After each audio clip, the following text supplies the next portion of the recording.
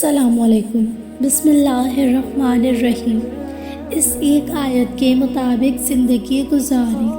مصر کے ایک معلمہ کے ایمان افروز واقعہ۔ وہ معلمہ ہمیشہ اپنے شاگردوں کو نصیحت کرتی تھی کہ قرآن پاک کی اس آیت کے مطابق زندگی گزارے۔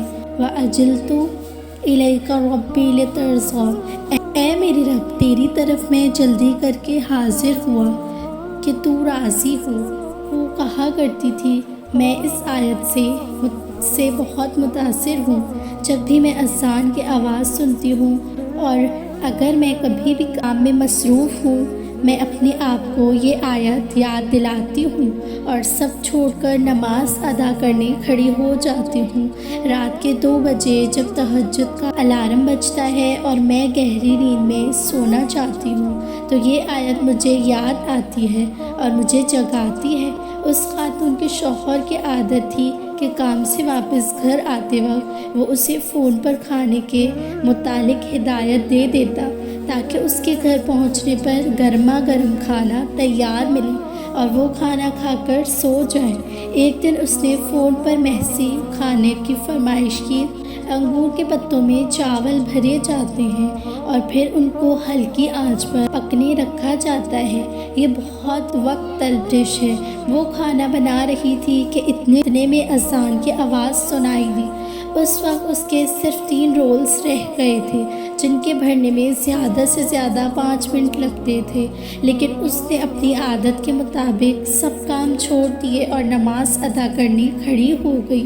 اس خاتون کا شوہر اسے بار بار فون کرتا رہا لیکن کوئی جواب نہیں ملا۔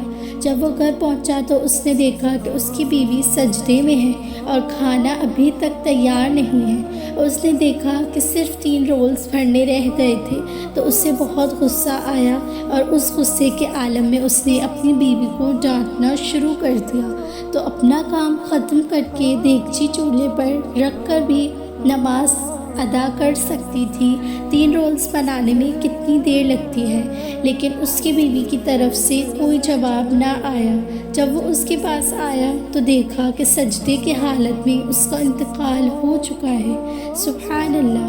اگر اس نے ہماری طرح یہ سوچا ہوتا کہ چلو کوئی بات نہیں، پہلے اپنا کام ختم کر لیتی ہوں اور پھر نماز پڑھ لیں گے، تو اس کا انتقال کچن میں ہوتا، لیکن ہر شخص کا انتقال اسی حالت میں ہوتا ہے جس پر وہ ساری زندگی گزارتا ہے اور اسی حالت میں دوبارہ اٹھایا جائے گا۔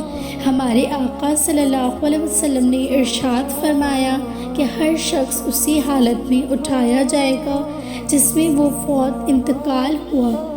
آئیے آج ایک عہد کریں بہنوں کے لیے، جیسے کہ اذان کی آواز سنائی دے سب کام ایک طرف رکھیں اور نماز کے لیے اٹھ کھڑی ہوں۔ ہمارے آقا صلی اللہ علیہ وسلم سے کسی نے پوچھا اللہ کے نزدیک سب سے محبوب عمل کیا ہے؟ آپ نے جواب دیا نماز کو اس کی اولین وقت پر ادا کرنا۔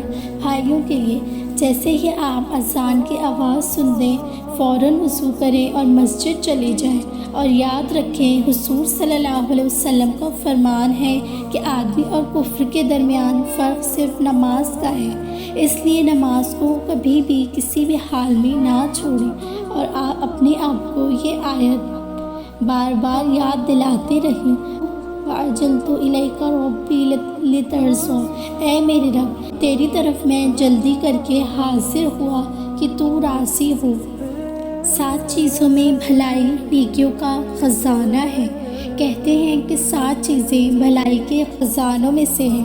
نمبر 1، عبادت میں اخلاص۔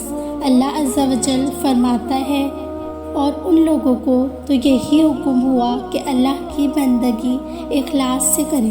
نمبر 2، ماں باپ کی اطاعت۔ اللہ عز و جل فرماتا ہے حق مان میرا اللہ عز و جل کا اور اپنے ماں باپ کا، آخر مجھے تک آنا ہے۔ رشتوں کا لحاظ رکھنا اور اللہ سے ڈرو جس کے نام پر مانگتے ہو۔ رشتوں کا لحاظ رکھو، بے شک ہر وقت اللہ تم کو دیکھ رہا ہے۔ نمبر 4، امانت کی حفاظت اور انصاف کرنا۔ بے شک اللہ تمہیں حکم دیتا ہے کہ امانتیں جن کی ہیں انہیں سپرد کرو، اور یہ کہ جب تم ان لوگوں میں فیصلہ کرو تو انصاف کے ساتھ کرو۔ نمبر 5، نفسانی خواہشاتوں پر عمل نہ کرنا۔ وہ جو اپنے رب کو حضور کھڑے ہونے پر ڈرا اور نفس کی خواہش سے رکا۔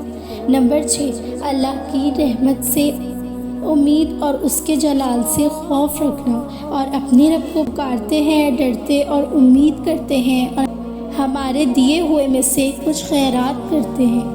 نمبر 7، حضور صلی اللہ علیہ وسلم کی سنتوں پر عمل کرنا۔ اے محبوب، تم فرما دو کہ لوگوں، اگر تم اللہ کو دوست رکھتے ہو تو میرے فرما بردار ہو جاؤ۔ اللہ تمہیں دوست رکھے گا اور تمہارے گناہ بخش دے گا، اور اللہ بخشنے والا مہربان ہے۔